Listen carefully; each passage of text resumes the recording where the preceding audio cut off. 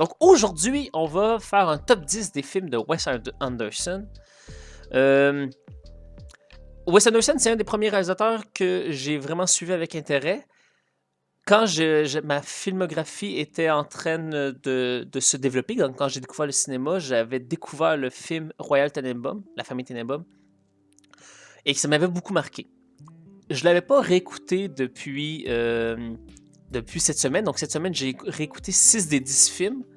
Les 6 premiers, juste donc Bottle Rocket, Rushmore, Famille Tenenbaum, La vie aquatique, Darjeeling, Fantastic Mr. Fox.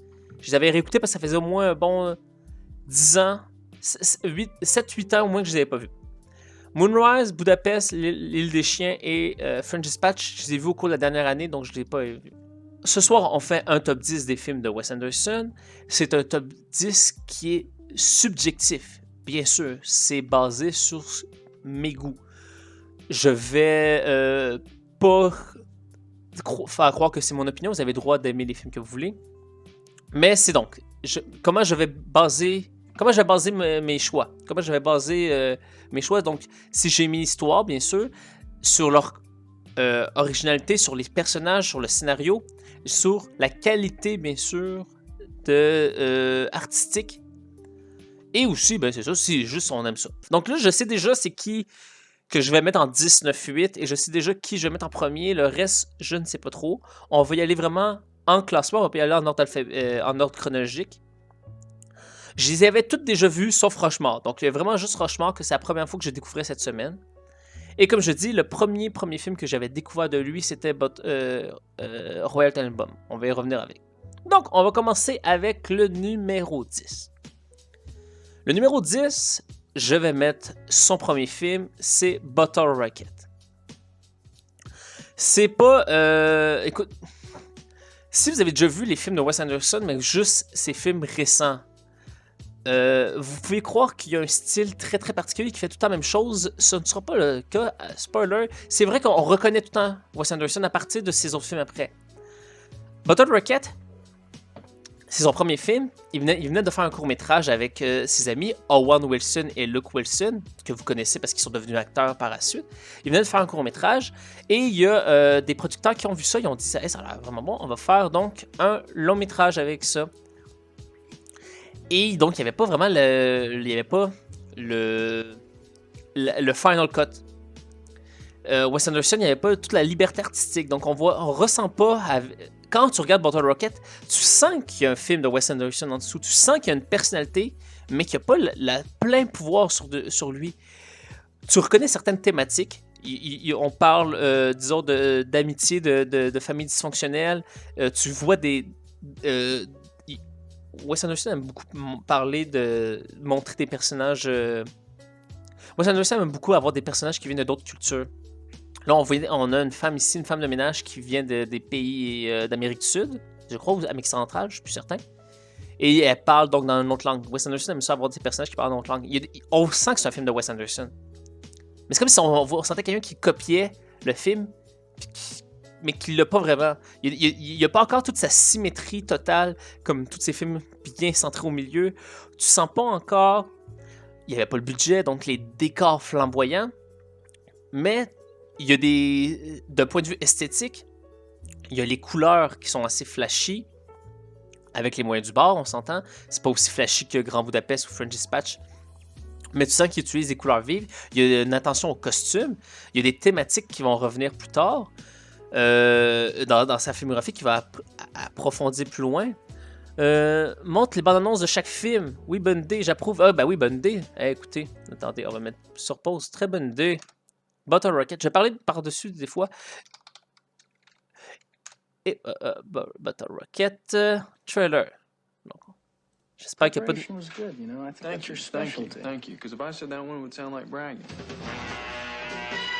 J'avais comme parlé un petit peu par-dessus. S'il y a de la musique. Including the coin collection and the earrings. You took the earrings, Dignan? I bought the earrings for my mother on her birthday. Maybe we should have robbed your house. You ever think of that? 3 outstanding young men.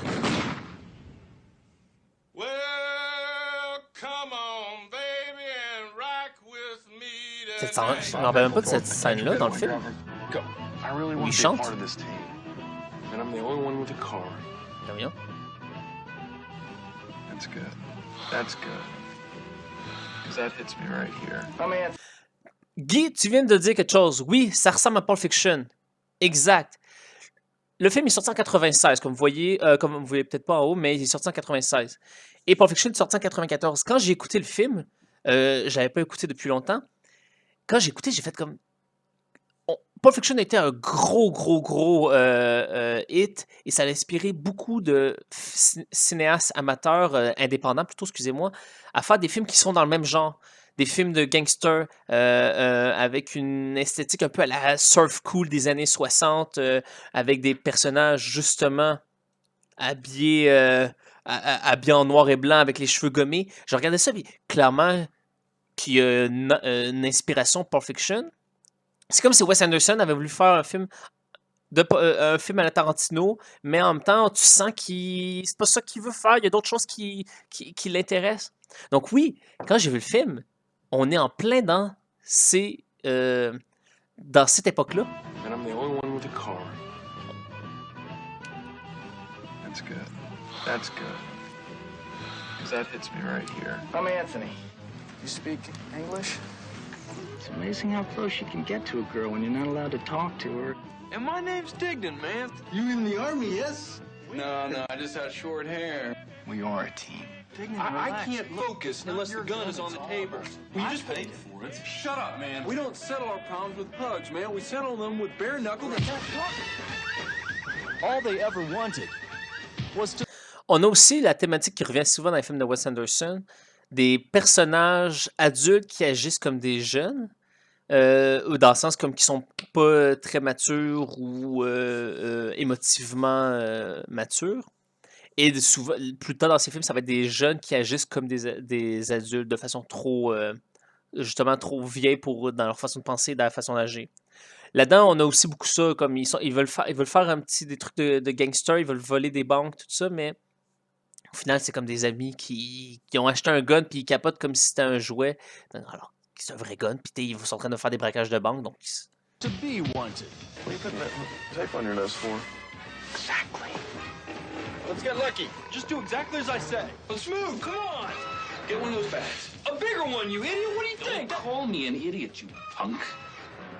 Do you have bigger bags for atlases or dictionaries? Non, faut pas faire des vols de banque. C'est pas une bonne idée de faire des vols de banque, That Moussa is Poil. Mr. Henry. Hey, Henry, how are you? He is a very talented thief.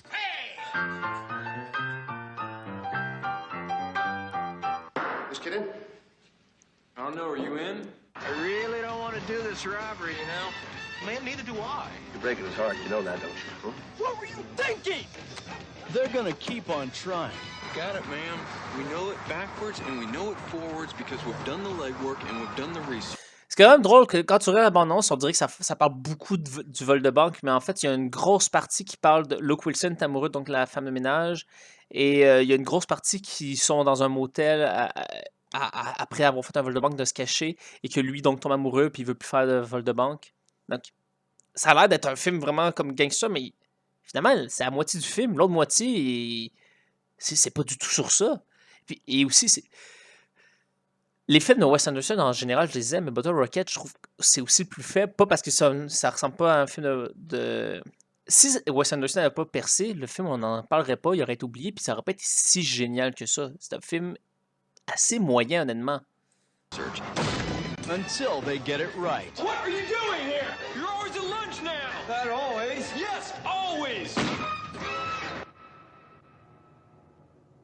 Bob? Allô, content de te voir. On the run from Johnny Law. Did he give you the keys? Puis, donc, le film a l'air aussi d'avoir beaucoup de blagues de même. Mais Laughing gas. en vrai, Can il you see how y a des incredible bonnes this is? blagues. Le film a des bonnes scènes, mais tu sens... C'est pas exactement... C'est ça, c'est pas exactement ça. Je vais pas mettre le générique, il reste 20 secondes, mais on va arrêter là, on va pas regarder tous les génériques. Donc c'est ça, Bottle Rocket, au final, c'est un film que je trouve qui est assez moyen, ça ressemble pas, même si on oublie Wes Anderson, en général, s'il n'y avait pas percé. Ce qui est intéressant par contre, c'est que les producteurs voulaient avoir un acteur assez connu. Merci Alec pour le follow, c'est très gentil de ta part, merci.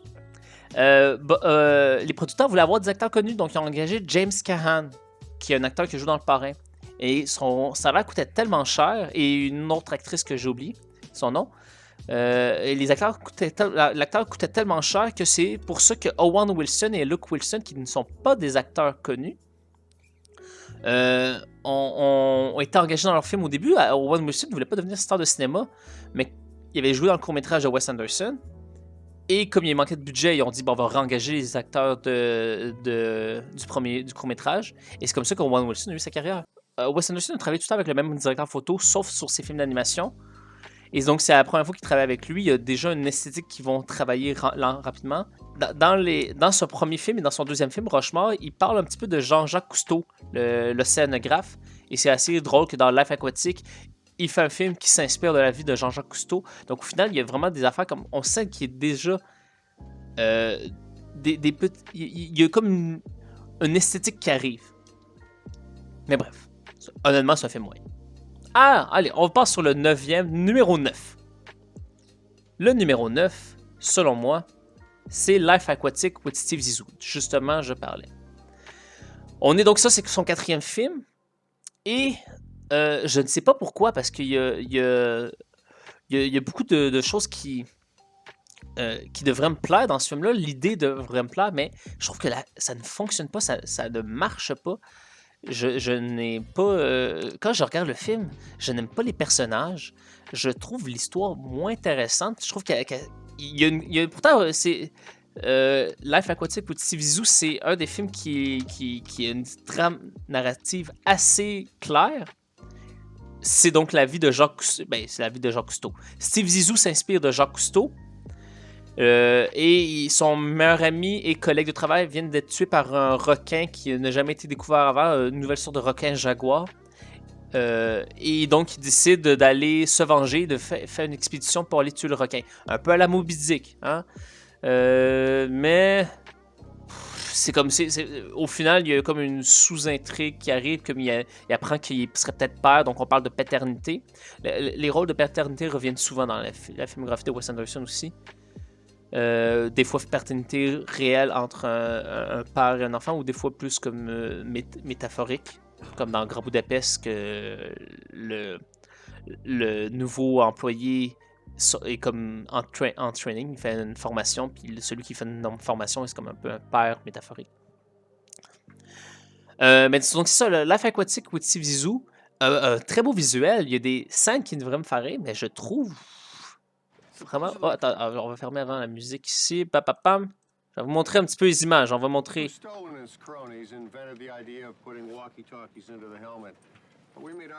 Oui, ou l'absence des parents dans Darjeeling Limited aussi. Oui, t'as raison. En fait, c'est ça. T'as pas encore de paternité dans Darjeeling. C'est le père qui est mort puis la mère qui veut pas s'en occuper. Donc je me demande s'il y a une raison à ça, c'est dans la vie de Wes Anderson. J'ai rien trouvé à propos de ça.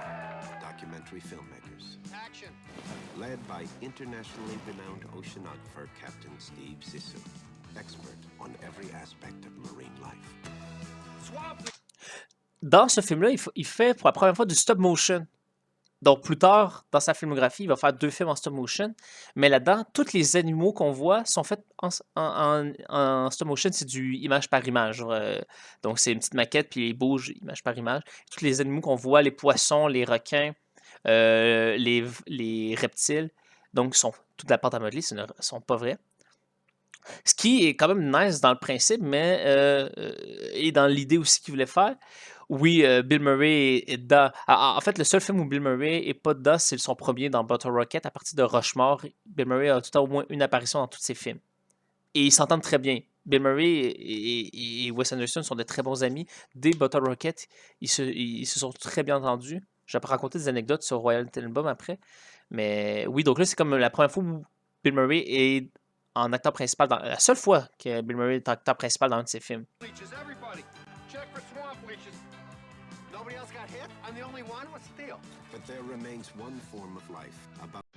Avec Owen Wilson encore. Donc c'est ça. C'est supposé être le fils. I want you Attends, je vais monter un on petit peu le Team son. Zissou. The answer's yes. Well, it's got to be. I'll order you a red cap and a speedo. Oh!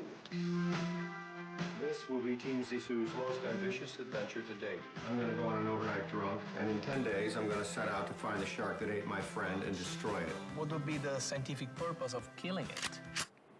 Revenge. C'est vraiment bizarre ce film-là parce que quand je le regarde, il y a tout pour que je l'aime le film. Ça parle d'une figure importante de l'histoire, donc ça s'inspire de Jean-Jacques Cousteau. Il y a des très beaux castings avec des personnages secondaires super intéressants. William Dafoe, je trouve que c'est le personnage le meilleur du film, c'est William Dafoe, qui joue, il joue un membre de l'équipage qui est comme toujours un peu laissé de compte et qui a l'air très, il est jaloux du fils qui vient d'arriver, du présumé fils de Steve Zissou, parce qu'il a besoin de cet amour et de cette reconnaissance-là dans cette équipe, et donc il est très émotif. Je trouve que c'est le meilleur personnage, mais et il y a aussi un très beau visuel. Le film aussi, il est très beau, il y a des belles couleurs. Mais je sais pas, je le trouve plate, je le trouve ennuyant, je le trouve. Il y a des blagues qui devraient genre faire rire, puis je trouve que les blagues fonctionnent pas. Oui, puis ça, William Dafoe était excellent, puis c'est la première fois qu'ils jouent ensemble, et c'est vrai qu'il y a tout le temps des excellents rôles, et je trouve que là-dedans, il est très bon, puis on voit une autre facette de son jeu.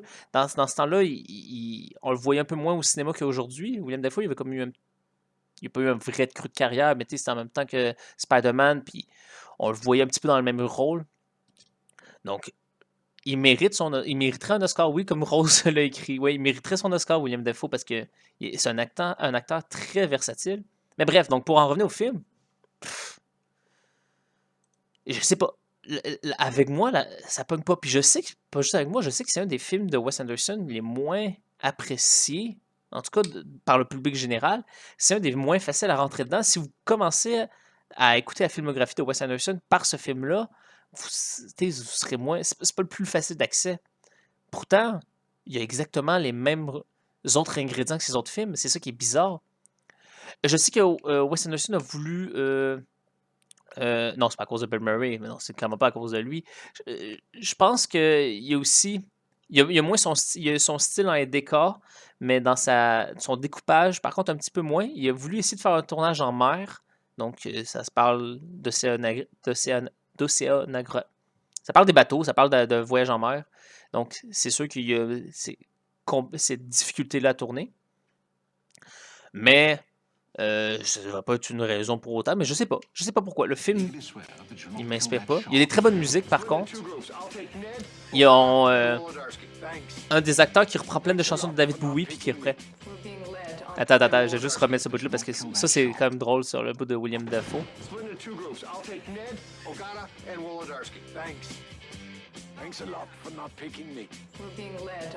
Pauvre petit William Dafoe. Genre tout émotif. En tout cas, je l'aime bien, il est comme. You never say, I'm gonna fight you, Steve. You just smile and act natural, and then you sucker punch it.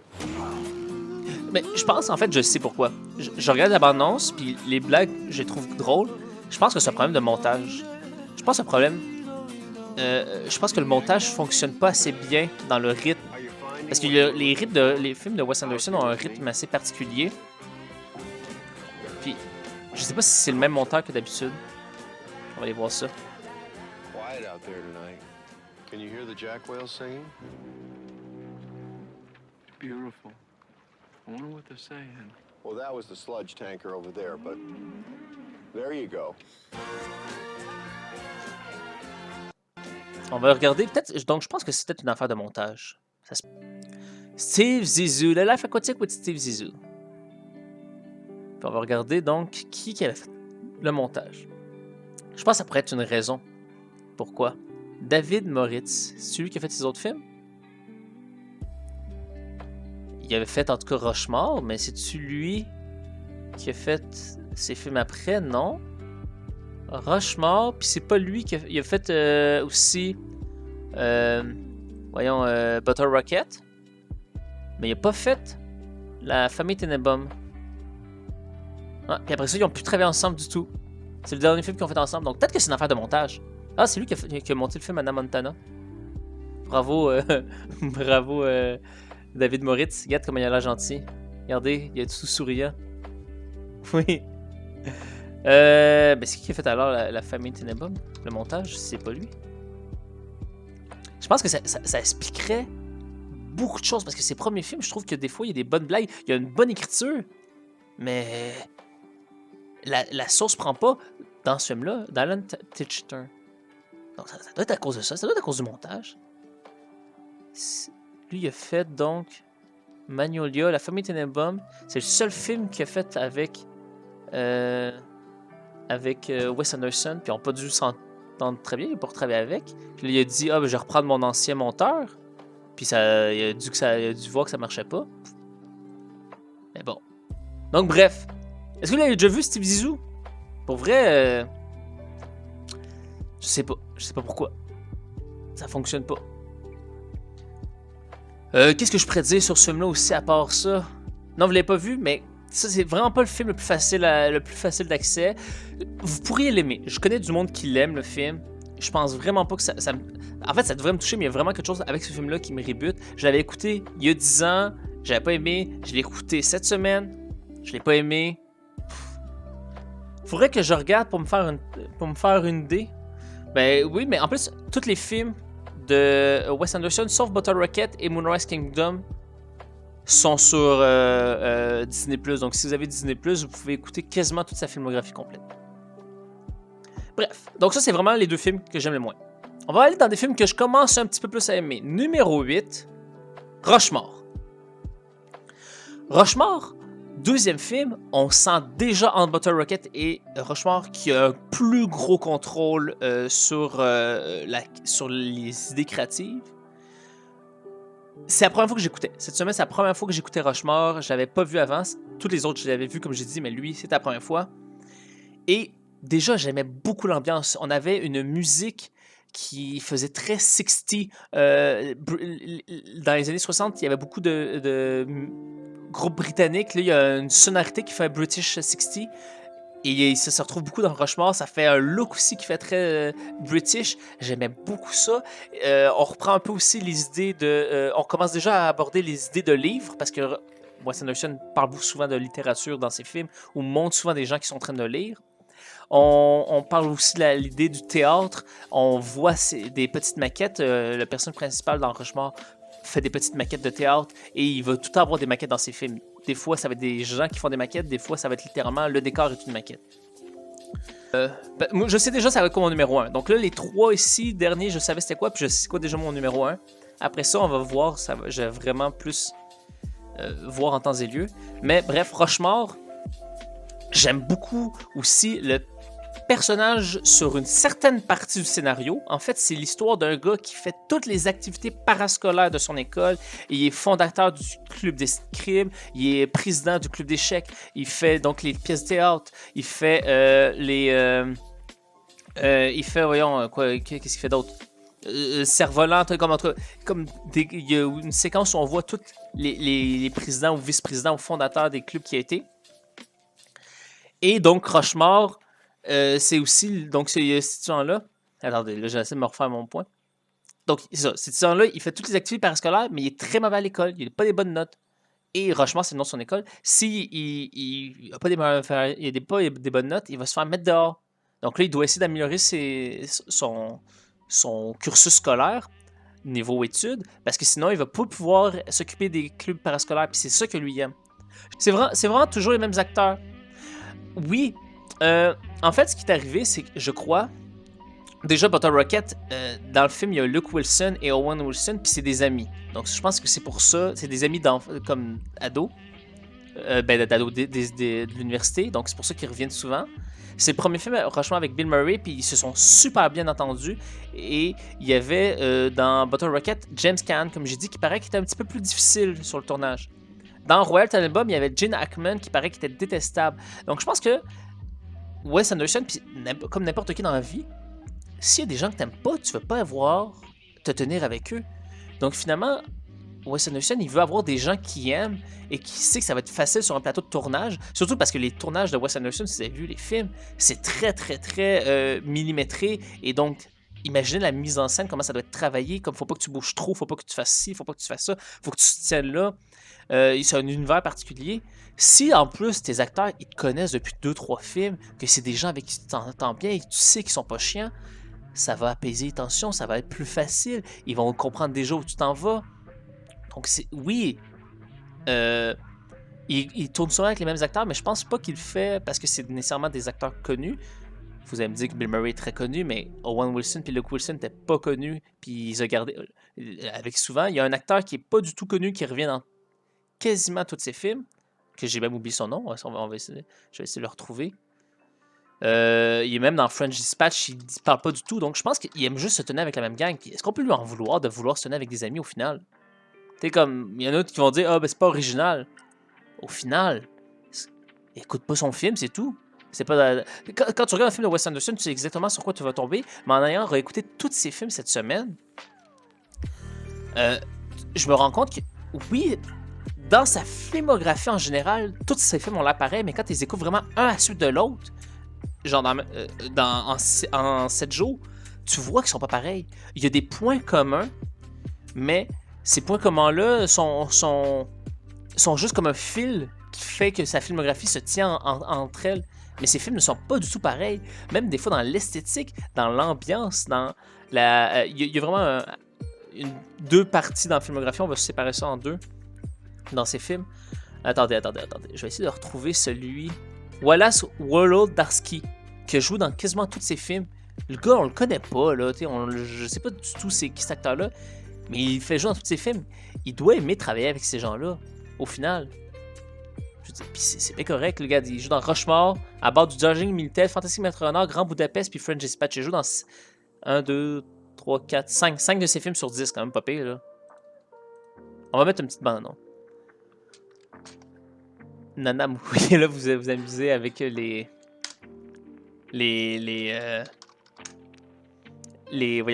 commandes. On va mettre le trailer. Je trouve que l'acteur aussi, Jason Schwartzman, qui est très bon. Mais donc, je vais vous expliquer tantôt, puis là, je vous dis pourquoi le film, je l'aime. Je vais vous expliquer pourquoi il est juste 8e après. J'aime beaucoup la musique, je l'aime beaucoup dans le film. C'est des musiques... These are the names that define our world. The artists who shaped our minds. Des grands. The rebels who challenged our views. Socrate. But of all these legends, there is one. C'est son deuxième film, puis déjà, on sent une maîtrise beaucoup plus de son style. Did someone say my name?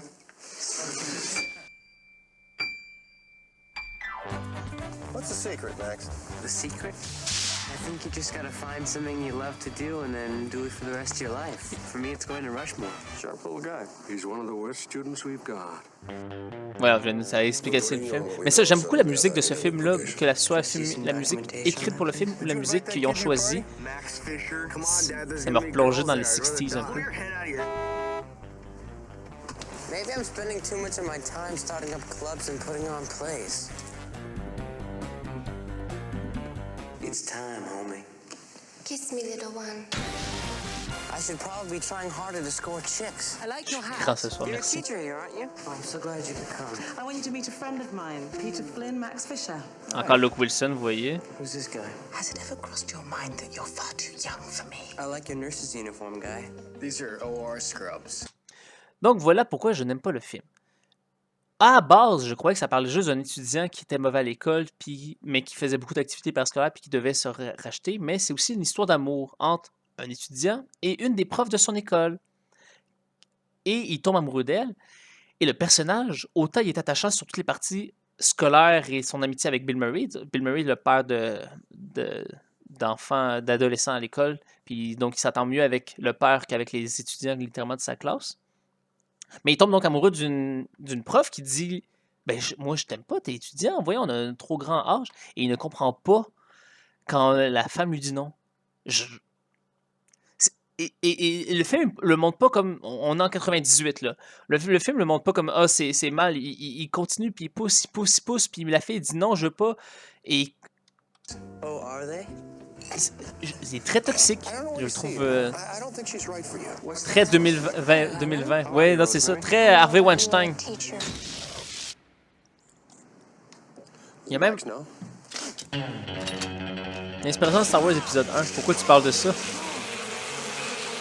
Et donc là, Bill Murray tombe aussi amoureux de la prof, donc il finit par donc faire chier son meilleur ami, donc le Bill Murray, parce que il veut pas qu'il sorte avec la prof parce qu'ils ont un âge plus proche. Je vais juste parler de cette scène-là, ok? Il veut savoir encore, il va chez la prof et il fait croire qu'il y a eu un accident, ok? Donc il y a du sang. Elle l'accueille parce qu'il a le front en sang, il est dans le lit, il commence à parler. Elle suit la plaie et elle remarque que c'est pas une vraie plaie. Il fait semblant de s'être blessé pour se retrouver dans son lit avec elle. Comment tu veux que j'aime un personnage de même au final? C'est ça le problème. Je trouve qu'il y a une partie du personnage qui est super attachante, puis une autre partie, ben, que c'est un trou de cul finalement.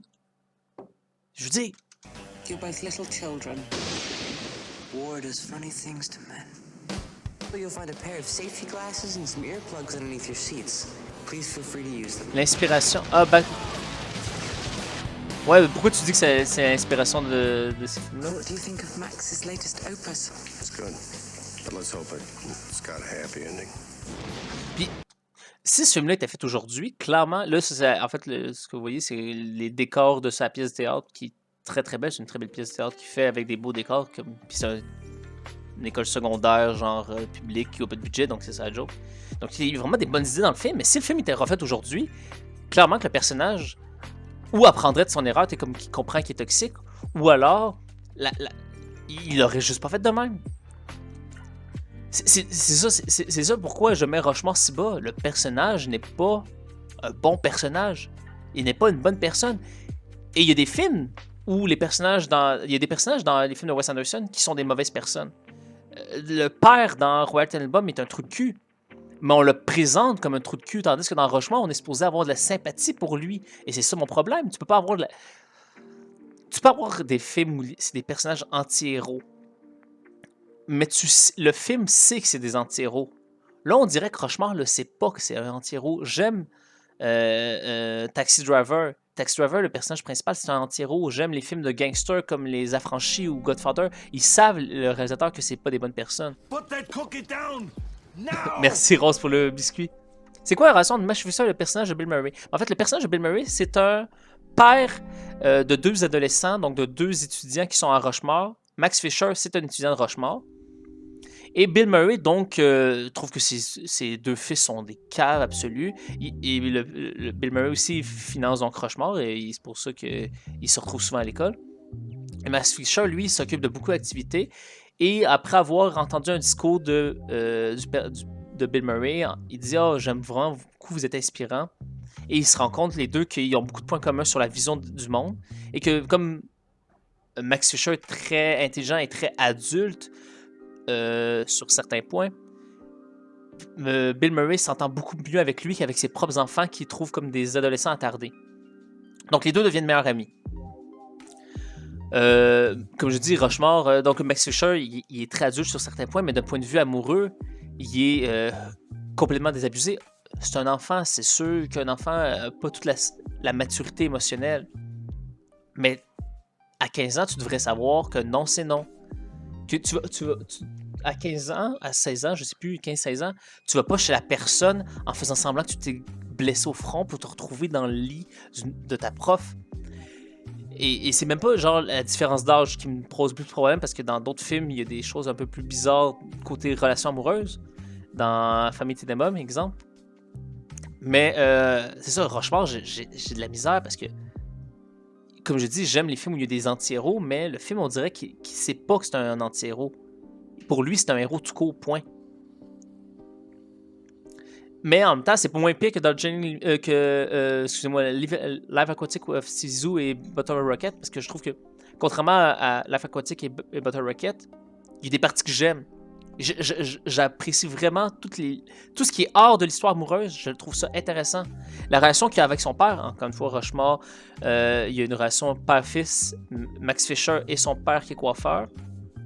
Max Fisher a comme honte que son père soit coiffeur, puis il voudrait que son père soit comme un grand chirurgien réputé, parce que finalement Max c'est un gars qui a pas beaucoup d'argent, puis qui vit dans une famille très moyenne. Et au final, il finit par accepter comme que son père est un coiffeur, puis que son père aime ça, puis qu'il a fait ce qu'il aimait de sa vie. Donc, il y a une belle complicité avec son père, ses parents. Il y a une belle complicité avec Bill Murray. Je trouve que il y a des beaux décors, la musique est très bonne. Mais bon, le personnage, selon moi, est toxique. En amour. Je vais le mettre plus haut. Voyons. Ça dépend ce que le réalisateur a voulu créer, j'imagine. Si c'est manipulateur, c'est peut-être fait exprès. Mais c'est ça que je me demande, parce que, comme j'ai dit, j'ai écouté les films un après l'autre, et j'avais un petit peu peur de retomber sur la famille Tenenbaum, parce que le personnage principal de la famille Tenenbaum, le personnage principal, le personnage principal, c'est le père qui est un manipulateur. Mais il est présenté comme un manipulateur. On sait que c'est un manipulateur, et on sait que c'est une mauvaise personne, le père dans la famille Tenenbaum. On comprend ça. Et puis, petit à petit, ben pas petit, mais à un moment donné, le personnage a changé.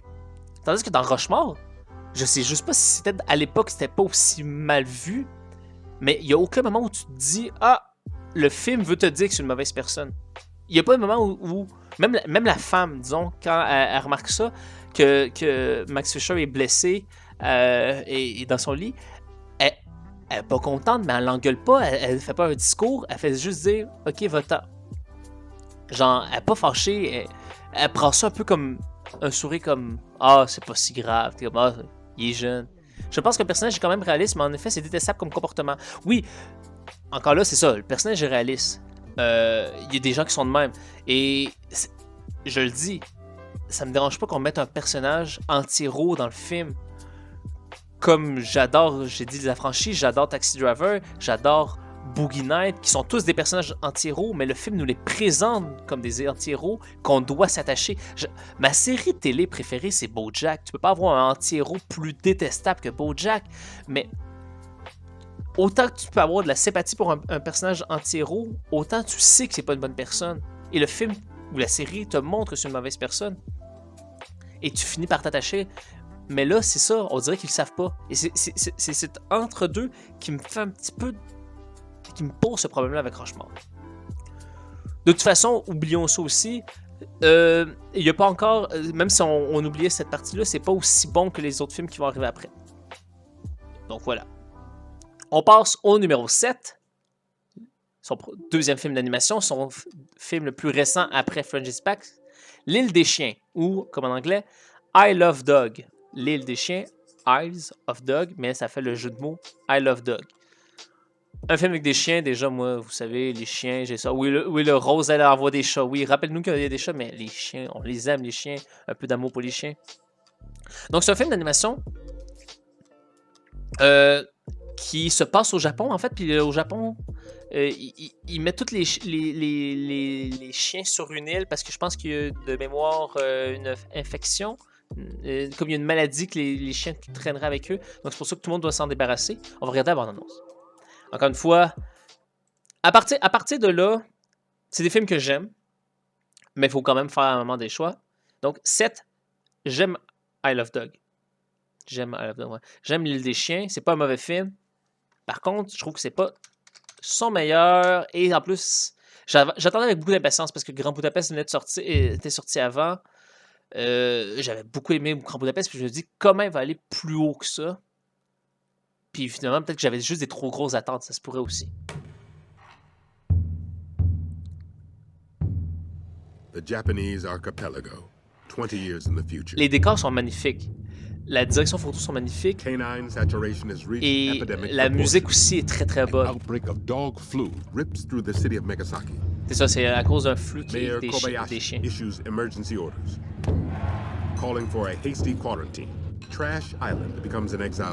que je trouve ça aussi fun, c'est qu'ils mettent les personnages parlent en japonais.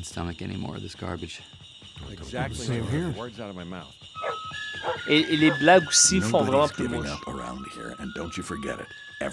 You're Rex. You're king. You're duke. You're boss. I'm chief. Wherever he is, if he's alive. Donc, la direction photo est vraiment bonne. Et les blagues sont vraiment là. Merci. Plein d'amour à toi aussi. Le rythme est vraiment bon. Puis je trouve que vraiment, tous les personnages ont leur intérêt. Sauf que, pourquoi il est en 7e alors? Pourquoi je le mets aussi bas? j'étais moins attaché aux personnages que dans ces autres films.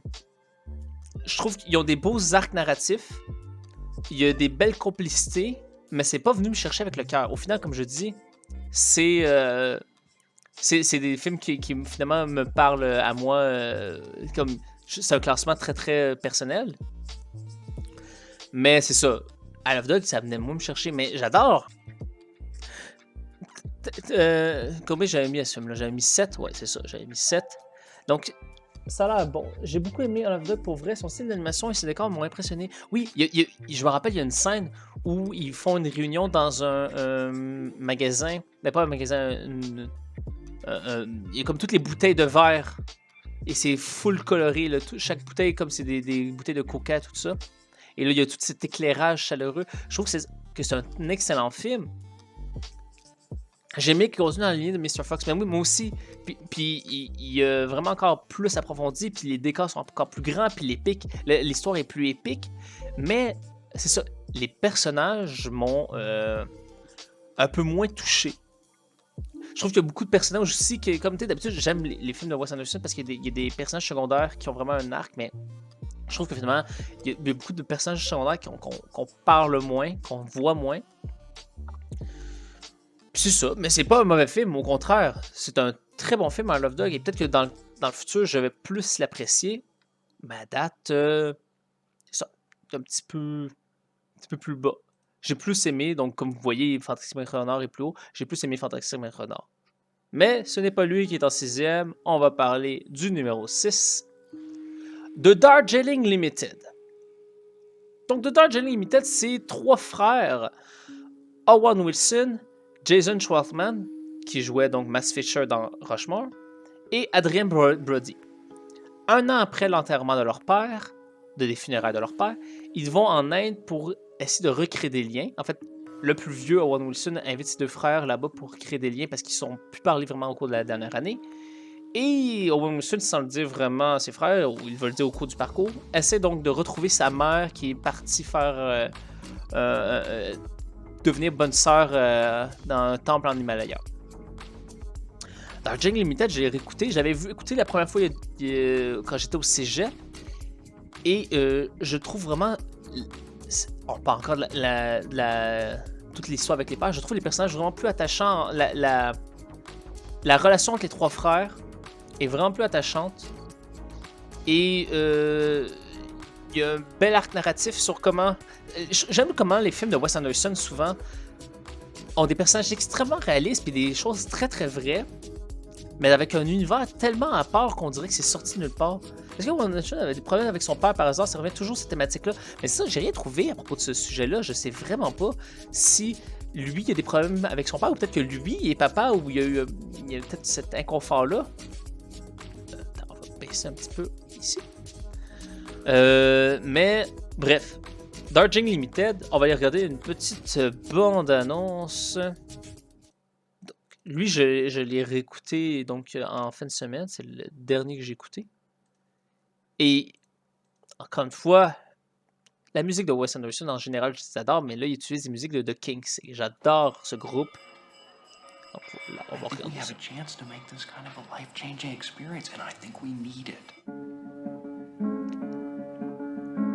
Donc ça, c'est les 3 frères, ici, qu'on voit. Et c'est la première fois qu'Adrien Brody joue avec eux.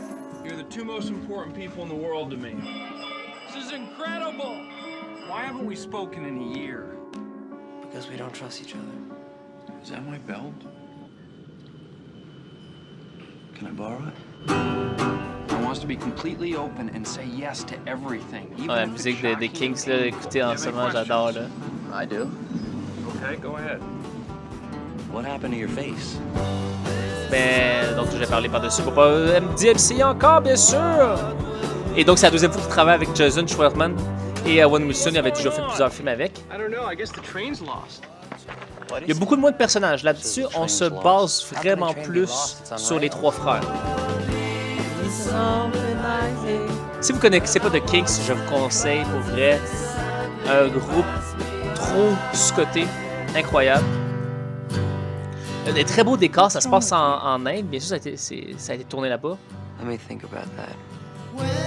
Et je trouve que donc c'est ça, c'est une histoire très touchante entre les trois frères qui ne peuvent pas se faire confiance, qui ne peuvent pas... Je vais arrêter parce que je ne veux pas non plus trop mettre de musique. Donc c'est trois frères qui ne peuvent pas se faire confiance, et qui s'aiment, mais qui ont pris des chemins différents. Et donc c'est ça, c'est quand même triste. Il y en a un qui est encore en deuil. Encore une fois, on parle de paternité. Il y en a un que sa femme est enceinte puis qui est parti en Inde sans dire à sa femme qu'il partait alors qu'elle est enceinte de genre 8 mois. Elle accouche dans les prochaines semaines. Tu sais, des affaires de même. C'est... et... Au final, donc, l'histoire principale, c'est de créer des liens. Ils vont retrouver leur mère. Mais son frère, c'est pas Luke Wilson. Oui, non, mais oui, son frère, c'est... Attends, hey, ça, on va en reparler, mais oui, son frère, c'est Luke Wilson, mais il était pas là, il était pas dans ce film-là. Luke Wilson, il a juste été dans les 3 premiers films, je pense. Je pense qu'il n'y a plus fait de film avec Wes Anderson après, si je me trompe pas. On va regarder. Wikipédia, parce que je sais que sur Wikipédia, ils disent tous les gens avec qui il a travaillé. Wes Anderson... Collaborateur récurrent. Ça, c'est donc, vous voyez, toutes les fois où des gens ont travaillé avec. Luke Wilson a juste fait les 3 premiers. Andrew Wilson, l'autre frère. Il y a, exemple, Jason Schwartzman.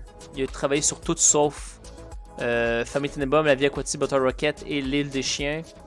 Bill Murray a tout fait, à part le premier. Puis Owen Wilson a tout fait sauf L'Île des Chiens puis le Moonrise Kingdom. Moonrise Kingdom, sûrement parce qu'il avait eu sa tentative de suicide, j'imagine. Donc ça, dans Darjeeling, c'est ça, comme je disais, les personnages dans les univers de Wes Anderson sont très très réalistes. Les sujets, souvent dans ses premiers films, sont très tristes et lourds.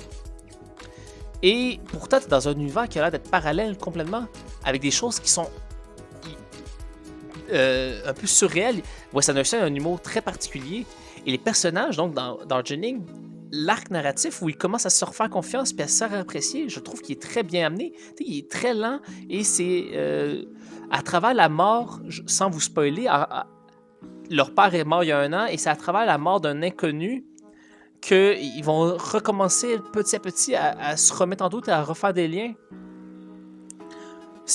Donc c'est ça, c'est très touchant. Par contre, je trouve que le film a quelques longueurs. Il y a quelques moments où je trouve que le beat n'avance pas. Vous allez me dire, un film de Wes Anderson n'est pas si rapide que ça, c'est vrai. Mais c'est ça. Écoutez, il y a quelques longueurs. Le film dure 1h30. Le plus long film de Wes Anderson, c'est Life Aquatic with Steve Zissou qui dure 1h50. Là, c'est aussi une raison. Life Aquatic with Steve Zissou aurait pu être resserré de 20 minutes. Je pense que ça aurait été meilleur. Darjeeling, donc c'est ça, il fait 1h30 environ. On va y voir. Tic, tic, tic, tic. Darjeeling. Donc c'est pas des vraies longueurs, c'est juste que je trouve que des fois, il y a des scènes qui manquent de punch, de mordant. T'es 1h30, c'est pas long là. C'est capable d'écouter. Je suis capable d'écouter 3 films de Wes Anderson en une journée, vous êtes capable d'en écouter un. Puis donc il y a tout ce côté spirituel aussi qui est super intéressant. Et donc à la fin, ils vont voir leur mère. Et donc, ils veulent reconnecter avec leur mère. Je vous spoil pas encore la fin, mais la connexion... je vous spoil pas, mais finalement, c'est pas ça le plus important. C'est pas aller retrouver la mère, mais vraiment se retrouver soi-même et cette fratrie. Les 3 frères sont finalement seuls au monde, sans leurs parents, sans rien. Peut-être que c'est pour ça aussi qu'il y a moins d'histoires secondaires. Il y a moins de personnages secondaires, excusez-moi. Parce que c'est l'important, c'est les 3 frères. C'est au final. Qu'est-ce que je pourrais dire sinon dessus? Bill Murray joue un petit rôle. Il joue pas un très très gros rôle. Attends, je sais ce que je vais parler. Wes Anderson, dans ses films, donc il en a fait 10 ici. On dirait que je peux les regrouper vraiment par trilogie. Les 3 premiers ont en fait, si on enlève les 2 films d'animation, on dirait vraiment qu'il y a des styles très très particuliers. Bottle Rocket, Rochemont et Famille Tenenbaum ferait très très film indépendant. On sent que le budget n'est pas encore là. Il y a même si tous ces films vraiment sont une continuité très logique, les 3 premiers donc sont très indépendants, fait très film d'auteur humour particulier, tandis que là, La Vie Aquatique, À bord du Jordan Limited puis Moonrise Kingdom on sent qu'il commence à mettre ses bases encore plus fortes sur l'esthétique du film et sur ses thématiques. On sent aussi qu'il va aller plus vers l'humour, moins vers le drame. Et Grande Budapest, French Dispatch, on verra si j'ai raison avec Asteroid, on est vraiment dans... comme si on était dans un autre univers. J'en reparlerai quand on va arriver à Grand Budapest et French Dispatch, mais on est vraiment dans l'extravagant, dans du baroque, j'irais jusqu'à dire. Donc, genre, si on enlève Fantastique Maître Honneur et L'Île des Chiens. Je sais pas si c'est aussi peut-être voulu, ben c'est voulu si c'est logique, mais Bottle Rocket, Rochemort et Famille Tenenbaum, Wes Anderson a écrit ces 3 films-là avec Owen Wilson. Donc, c'était ce duo-là. La Vie aquatique, About the Darjeeling Limited et Moonrise Kingdom, il les a écrits avec d'autres personnes. Donc, ouais, About the Darjeeling, il l'a écrit avec Roman Coppola et Jason Schwartzman. Oui, Roman Coppola, le filleul ou le petit cousin, je sais plus, il est dans la famille de Francis Ford Coppola. Voyons. Donc, c'est ça. Moonrise Kingdom, il l'a écrit avec Noah non, encore Roman Coppola. Donc, ça veut dire que c'est Life Aquatic qui a écrit avec Noam Baumbach. Je sais pas. Noam Baumbach. Donc, les 3 premiers films, il a écrit avec Owen Wilson. Life Aquatic, Darjeeling et Moonrise, il écrit avec une autre personne. Comme Coppola et Baumbach. Et Budapest et French Dispatch, il écrit tout seul. Ben, il y a Story, mais c'est vraiment lui qui a écrit le scénario complet. Story, ça veut dire que ils ont comme eu l'idée, ils ont développé peut-être les arcs narratifs, mais ils n'ont pas écrit le scénario. Encore une fois, ici, il y a eu quelqu'un qui a écrit Story, mais c'est Wes Anderson qui a écrit vraiment l'histoire complète. Donc, on dirait que dans les derniers films, c'est lui qui écrit totalement sans l'aide de personne, et c'est pour ça qu'il y a un style complètement différent sur ces 2 derniers films. C'est comme du Wes Anderson 100%. Je sais pas si c'est clair qu'est-ce que je dis. J'imagine que vous comprenez, vous n'êtes pas cave, là, voyons. Donc bref. Darjeeling, 6e.